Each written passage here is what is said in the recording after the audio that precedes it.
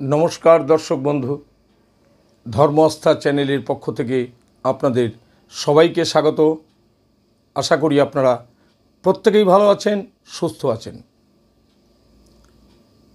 आज जे विषयटी निये आलोचना करब एटी अत्यंत गुरुत्वपूर्ण विषय।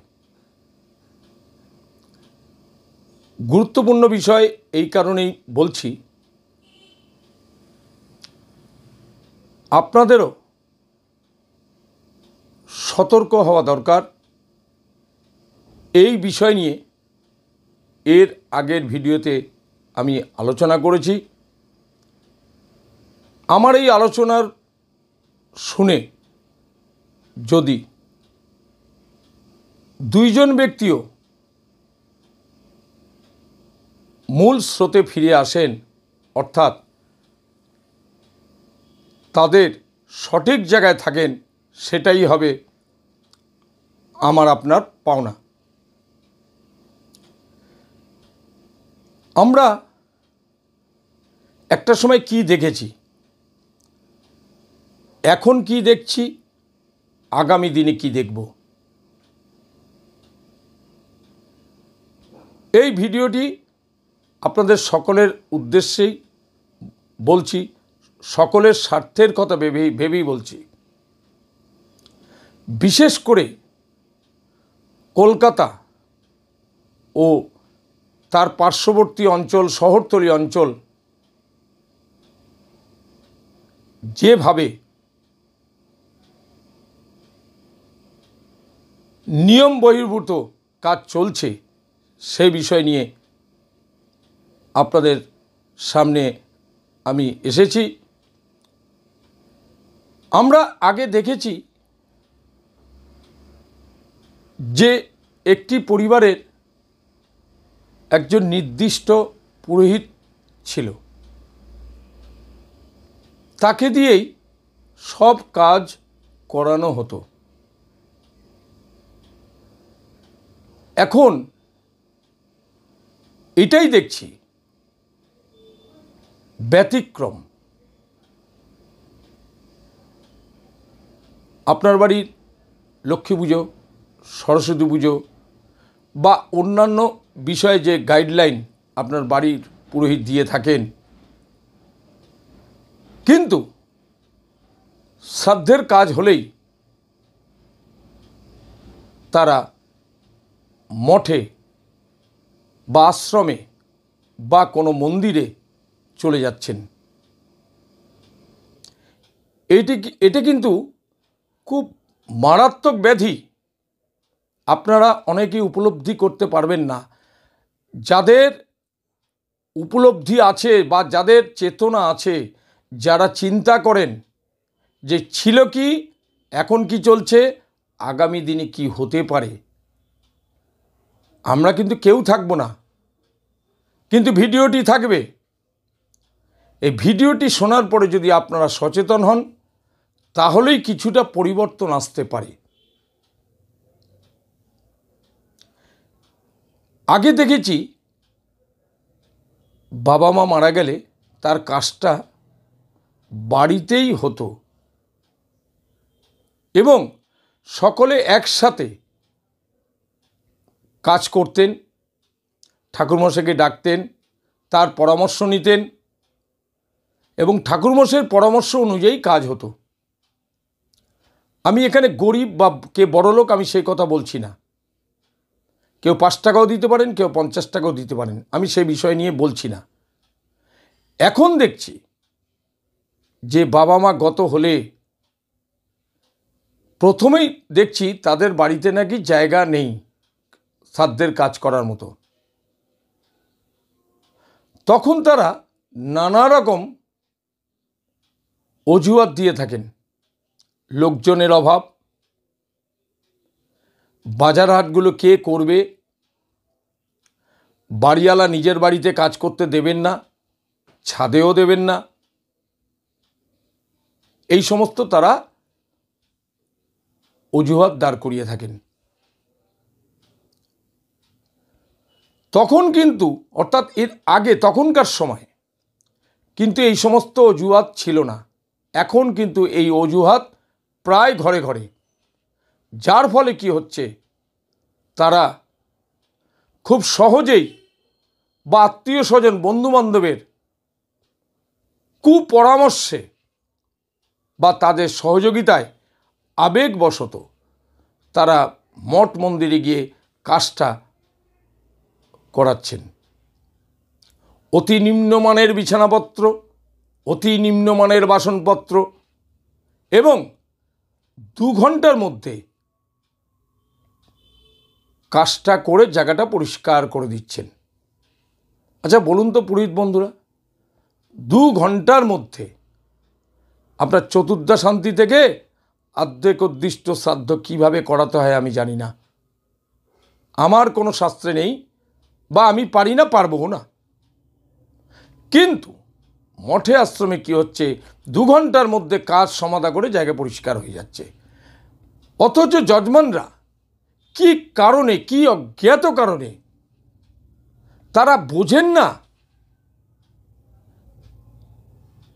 নাকি অন্য কোনো বিষয়, তারা আবেগবশত তারা মঠে বা আশ্রমে চলে যাচ্ছেন। নিম্নমানের জিনিসপত্র দিয়ে তারা অযোগ্য একটি ব্যক্তিকে দিয়ে কাজ করাচ্ছেন। সেখানে গণশ্রাদ্ধ হচ্ছে, এক এক দিনে শ্রাদ্ধ হচ্ছে 10টা 15টা লাইন দিয়ে। যেমনি গণবিবাহ হয়, দেখবেন কালীঘাটে গেলে বা কোনো মন্দিরে গেলে দেখবেন গণ উপনয়ন হচ্ছে, আবার এক লাইনে সব বসিয়ে পৈতের কাজ হচ্ছে। লোক যাচ্ছেনও। বাবা মার শ্রাদ্ধ কীভাবে হবে সেদিক বিষয় বড় বিষয় নয়, বিষয়টি হচ্ছে কিভাবে লোকজনকে, কত বেশি লোককে খাওয়াবো এবং খাওয়ার প্লেটটা কত বেশি দামের হবে, ভালো ভালো খাবার কোনটাতে আছে, তারা করাচ্ছেন। যারা আশ্রম মঠে কাজ করাচ্ছেন সেই সমস্ত পুরোহিত বন্ধুরা আমাদের বলছেন, তাদের জিজ্ঞাসা করলে বলছে আমাদের আর উপায় কি, আমরা যদি সঠিকভাবে কাজ করাই তাহলে পরের দিন থেকে আমাদের না করে দেবে। সুতরাং আমরা বাধ্য ওই 2 ঘন্টার মধ্যে সমস্ত কাজ শেষ করে দেওয়া। ভাবুন তো, আপনি বাপ মায়ের কাজ কি প্রতিদিন করাবেন? একবারই করাবেন? আমি বলবো এখানে ঠাকুরমশাইয়ের কোনো ব্যাপার নেই, এখানে বলবো যজমানরা এগুলি করে থাকেন বা যজমানের আত্মীয় স্বজনরা এগুলি করে থাকেন। আর আরেকটা জিনিস দেখছি, বাবা মা মরলে তখন কাকা জ্যাঠা তাদের কাছে গার্জিয়ান, অথচ সেই কাকা জ্যাঠা সারা বছরে দেখা সাক্ষাৎ নেই। আমরা খোঁজ নিয়ে এও জেনেছি যে কাকা জ্যাঠার সঙ্গে সম্পর্কটা খুব ভালো নয়, বিভিন্ন সম্পত্তি বিষয় আশয় থেকে আমাদের বাদ দিয়ে রেখেছেন। সেই কাকা জ্যাঠা কোনোদিন একটা মিষ্টি হাতে করে বাড়িতে ঢোকেননি এবং আমাদের পৈতৃক সম্পত্তির বিষয় নিয়ে কাকা জ্যাঠা আমাদের পক্ষে কোনোদিন বলেননি, বা তারা মানে বিষয়টি নিয়ে কোনো উত্থাপনও করেননি। এবং সম্পত্তি বিষয়ে কিছু বলতে গেলে সে কাকা জ্যাঠারা রেড়ে করে ছুটে আসেন, অথচ বাবা মা মরবার পরে সেই কাকা জ্যাঠাকে প্রাধান্য দেওয়া হচ্ছে। তখন বলা হচ্ছে ঠাকুরমশাইকে, কাকা জ্যাঠা যেটা বলবেন সেটাই হবে। এটি হচ্ছে আরেকটা দিক। আবার এমন অনেকে আছেন যে চুপিসারের চতুর্থা পূরক অর্থাৎ 4 দিনের পিণ্ড এবং ঘাট পিণ্ড ইত্যাদি করিয়ে নিচ্ছেন বাইরের পুরোহিতকে দিয়ে, শ্রাদ্ধটা গিয়ে করাচ্ছেন মঠে আশ্রমে। কি স্বার্থ? সেই পয়সাটা আপনাদের বাড়ির পুরোহিতকে দিন না, তিনি কাজটি ভালোভাবে করিয়ে দেবেন। অথচ দেখছি আপনারা যদি কলকাতায় আসেন বা যারা কলকাতায় থাকেন তারা জানেন, আমি তো বলবো তারা কিছুই বোঝেন না। যদি বুঝতেন, তাদের মধ্যে চেতনা থাকতো, তাহলে তারা মঠে আশ্রমে যেতেন না। আপনারা গিয়ে দেখুন কি কাজটা হচ্ছে, ওনারা কি করছেন সেটা কি দেখুন। এই হচ্ছে বর্তমানের অবস্থা। জায়গায় জায়গায় বিভিন্ন মন্দির গজিয়ে উঠেছে, বিভিন্ন আশ্রম গজিয়ে উঠেছে এবং কোনো নামকরা গুরুদেবের নামে ভণ্ডামি হচ্ছে, তার ফটোটা সামনে রেখে ভ্রষ্টাচারী হচ্ছে। এগুলি সম্বন্ধে আপনাদের ওয়াকিবহাল হওয়া উচিত। না হলে যে সমস্ত নবাগত পুরোহিত বন্ধু আছেন তাদের ভবিষ্যৎ কিন্তু খুবই খারাপ।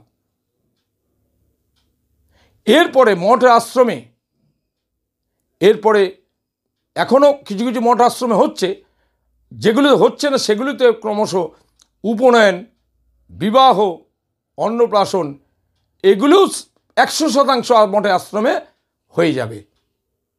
যার একটু মাত্র জায়গা আছে রাস্তার ধারে, তিনি একটা কোনো মন্দির করছেন এবং সেখানে কাজ করাচ্ছেন তাদের নিজস্ব পুরোহিত দিয়ে। তাহলে বাইরে যে বেশি সংখ্যক পুরোহিত বন্ধুরা আছেন, যারা বাইরের জগতে বিচরণ করেন, যারা কোনো মঠ মন্দিরের সঙ্গে অ্যাটাচ নেই, তাদের অবস্থাটা ভাবুন তো। এবং এখনকার কি হয়েছে, যোগ্য লোকরা কাজ পান না, অযোগ্য লোকরা কিন্তু দৌড়চ্ছেন। কেননা এটা কলির প্রভাব। আমি তাই বারে বারে আমি একা সোচ্চার হলে হবে না, আপনাদের এগিয়ে আসতে হবে। আপনারা 2-5টা জজমানকে বোঝান যে এগুলো বন্ধ করুন। আপনাদের বাবা মা মরলেই বলছেন আপনাদের বাড়িতে জায়গা নেই, কাজের লোক নেই। ঠাকুরমশাইকে বলুন না, উনি সব প্যাকেজে সব কাজ করিয়ে দেবেন। আপনার বাড়ির ঠাকুরমশাইকে আপনি বলুন, উনি সব ব্যবস্থা করিয়ে দেবেন, দরকার বোধে জায়গারও ব্যবস্থা করিয়ে দেবেন। কিন্তু একটা অজুহাত কেন দিচ্ছেন? চুপি সারে আপনারা তাদের দিয়ে ঘাট কাজটা, অসৌজের কাজটা করিয়ে নিচ্ছেন। তারপর মাথা মুন্ডন হয়ে যাওয়ার পর, শুদ্ধ হয়ে যাওয়ার পরে তারা আশ্রমে গিয়ে কাজটা করাচ্ছেন। কেন এরকম হবে? সব দিক নিয়ে প্রতিবাদ হয়, আন্দোলন হয়, কিন্তু এই দিকটাও আপনারা সচেতন হন। আপনারা ভাববেন না যারা গ্রাম বাংলায় থাকেন আপনাদের এখন হয়তো এইভাবে হয়নি, কিন্তু খুব বেশি দেরি নেই বন্ধু। যত অভাব বাড়বে, অনটন বাড়বে, তত দেখবেন এই সমস্ত মন্দির, মঠ, আশ্রম তত বেশি গজিয়ে উঠছে। করোনা যখন মুম্বাইতে দেখা যায়, কর্ণাটক, ব্যাঙ্গালোরে দেখা যায়, কেরলে যখন দেখা যায়, তখন আপনি ভাববেন না যে বেঙ্গল এখনও ঢোকেনি।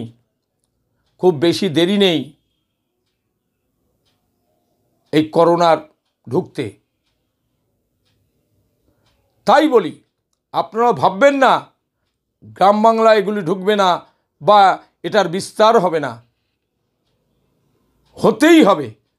তাই বলছি, আগের থেকে অন্তত আপনাদের জজমানকে বোঝাবার চেষ্টা করুন।